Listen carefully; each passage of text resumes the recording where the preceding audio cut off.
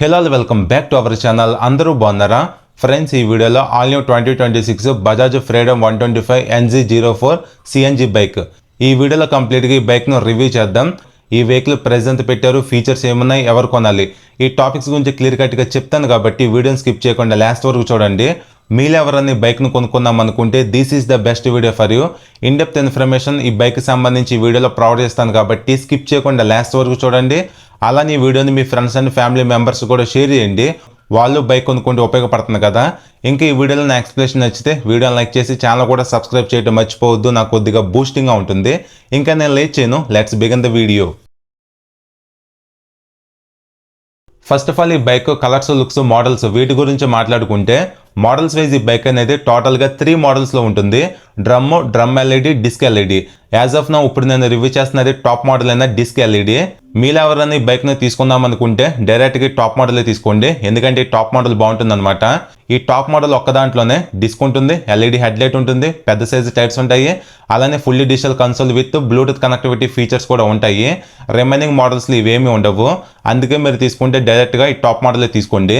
Next ఇంకా colours గురించి మాట్లాడుకుంటే డ్రమ్ మోడల్లో టోటల్గా 2 కలర్స్ ఉంటాయి. బ్లాక్, గ్రే అండ్ ఎల్లో కాంబినేషన్లో ఉన్న ఇంకో కలర్. అదే డ్రమ్ ఎల్ఈడి ఈ మోడల్లో టోటల్గా 5 కలర్స్ ఇచ్చారు. Red, white, black, grey, blue. అలానే ఇంకా నేను రివ్యూ చేస్తున్న డిస్క్ ఎల్ఈడి ఈ మోడల్లో కూడా టోటల్గా 5 కలర్స్ ఉంటాయి. Red, white, black, grey, blue. ఈ విధంగా మీకు నచ్చిన కలర్లో సెలెక్ట్ చేసుకోవచ్చు.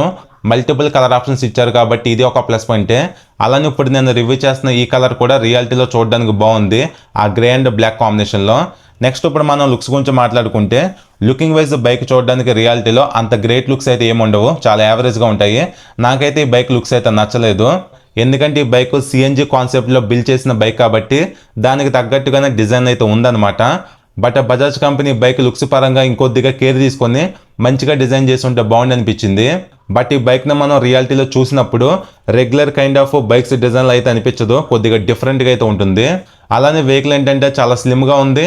ఈ బైక్ నేను రియాలిటీలో హ్యాండిల్ చేసినప్పుడు లైట్ వెయిట్ ఫీల్ అనిపించింది, అలానే కొంచెం కాంపాక్ట్నెస్గా కూడా అనిపించింది అనమాట.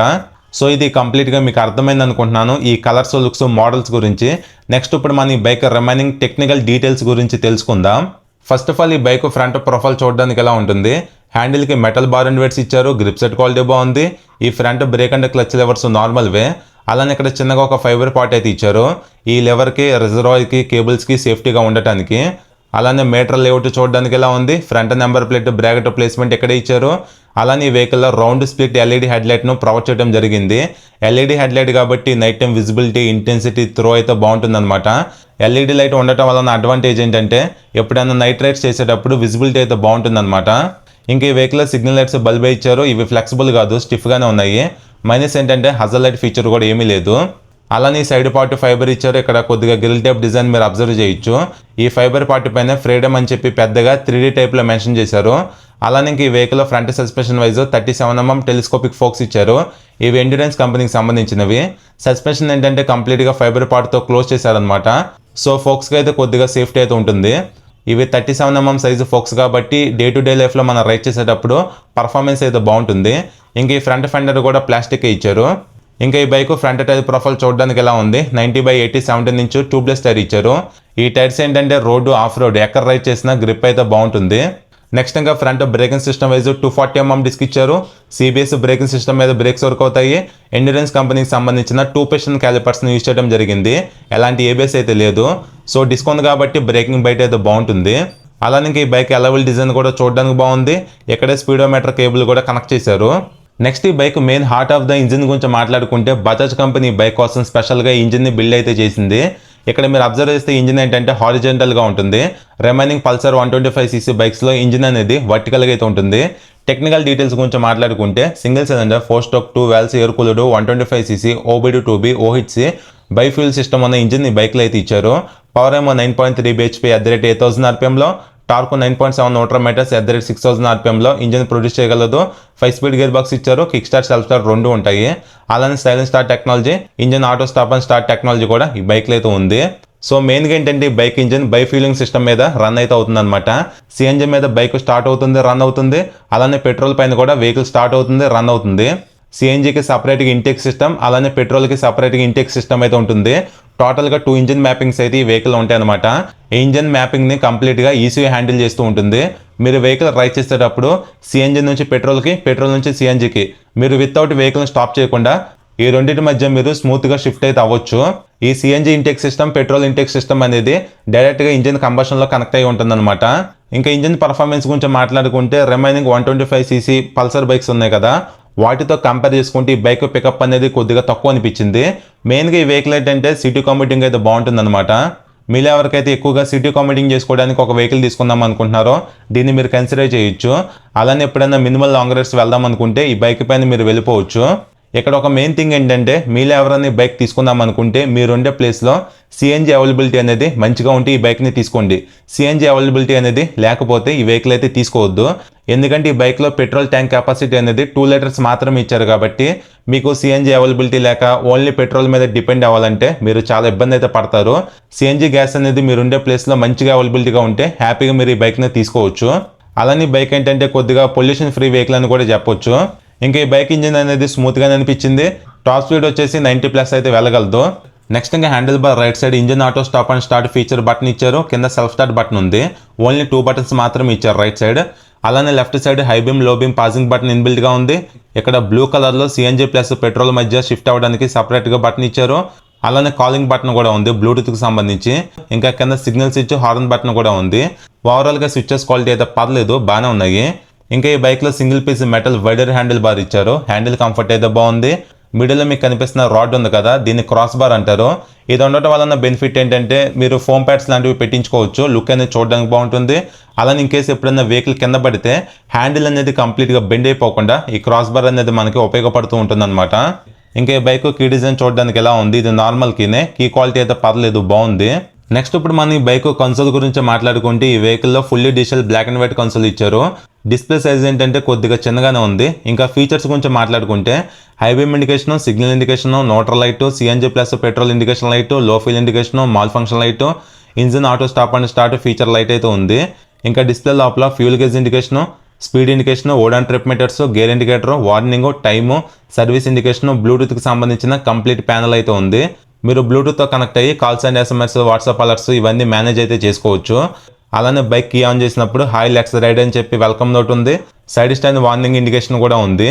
ఇంక ఈ కన్సోల్ అడిషనల్గా యావరేజ్ ఫీల్ ఎకానమీ 1 or 2 ఇచ్చారు. ఇన్స్టెంట్ ఫీల్ ఎకానమీ అయితే ఉంది. ఇంకా clock, warnings, Bluetooth on and of ఈ విధంగా కొన్ని ఫీచర్స్ అయితే ఇచ్చారు. ఈ కన్సోల్లో డిస్టెన్స్ ఎంటీ ఫీచర్ అయితే లేదు, అదొకటి మిస్ అవుతుంది. అది ఇచ్చుంటే బాగుండేది అనమాట. ఓవరాల్గా కన్సోల్ విజిబిలిటీ కూడా డే టైంలో పర్లేదు, బాగానే ఉంది. కంప్లీట్గా మనకి డే టు డే లైఫ్లో కావాల్సిన కొన్ని మెయిన్ ఫీచర్స్ ఈ బైక్లో స్కిప్ చేయకుండా ఇచ్చారు. నెక్స్ట్ ఇంకా కన్సోల్కి లెఫ్ట్ సైడ్ టైప్ ఏ ఛార్జింగ్ పోర్ట్ ఇచ్చారు, ఇది ఒక ప్లస్ పాయింటే. ఇంకా ఈ బైక్ ట్యాంక్ డిజైన్ చూడడానికి ఎలా ఉంది, ఇది ఫైబర్ ట్యాంకే. బజాజ్ ఫ్రీడమ్ అని చెప్పి 3D టైప్లో మెన్షన్ చేశారు. అలానే గ్రాఫిక్స్ కూడా మీరు అబ్జర్వ్ చేయొచ్చు. ఇక్కడ ఫ్యూల్ లిడ్ క్యాప్ ఇచ్చారు కదా, ఈ ఫైబర్ క్యాప్ క్వాలిటీ అంతగా బాగలేదు, యావరేజ్గా ఉంది. అలానే ట్యాంక్ పైన 3 kgs మించి వెయిట్ అనేది పెట్టకూడదని చెప్పి క్లియర్గా దీనిపైన మెన్షన్ చేశారు చూడండి. అలానే ఇక్కడ సిఎన్జి ఫిల్లింగ్, పక్కనే పెట్రోల్ ఫిల్లింగ్ అయితే ఉంది. సిఎన్జి ఫిల్లింగ్ కెపాసిటీ వచ్చేసి 2 kgs అనమాట. పెట్రోల్ ఫిల్లింగ్ కెపాసిటీ కూడా 2 లీటర్స్ మాత్రమే ఇచ్చారు. సిఎన్జిలో రేంజ్ వచ్చేసి 1 kgకి 90 kilometers వరకు వస్తుంది. పెట్రోల్లో 1 లీటర్కి మైలేజ్ వచ్చేసి 65 kmpl అయితే ఇస్తుంది. అలానే ఇంకా ఇక్కడ చిన్నగా ఎయిర్ ఇంటేక్ గ్రిల్ ఇచ్చారు చూడొచ్చు. సీట్ కింద సిఎన్జి ట్యాంక్ ఉంటుంది కాబట్టి దానికి ఎయిర్ తగలటానికి ఈ గ్రిల్ ఇచ్చారు. అలానే ఇక్కడ OBD2B అని చెప్పి మెన్షన్ చేసి అయితే ఉంది. ఇంకా ఇక్కడ ఉన్న సైడ్ ప్యానల్ కూడా ఫైబర్ ఇచ్చారు. పైన ఇక్కడ చిన్నగా డీర్ సింబల్ని మెన్షన్ చేశారు. ఇంకా ఈ బైక్లో seating wise single long seat ఇచ్చారు.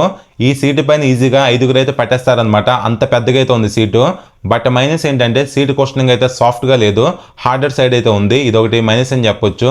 సీట్ కుషనింగ్ అనేది ఇంకొద్దిగా సాఫ్ట్గా ఇస్తే బాగుండేది. ఈ బైక్ని మీరు ఫ్యామిలీ సైడ్ ఉపయోగించుకుందాం అనుకున్నా హ్యాపీగా అయితే యూజ్ చేసుకోవచ్చు, అలాంటి ప్రాబ్లం అయితే ఉండదు. ఇంకా ఇక్కడ అల్యూమినియం టైప్లో సీట్ గ్యాబ్రెల్ అయితే ఇచ్చారు. ఇంకా ఇక్కడ మీరు అబ్జర్వ్ చేస్తే NG04 అని చెప్పి మెన్షన్ చేశారు.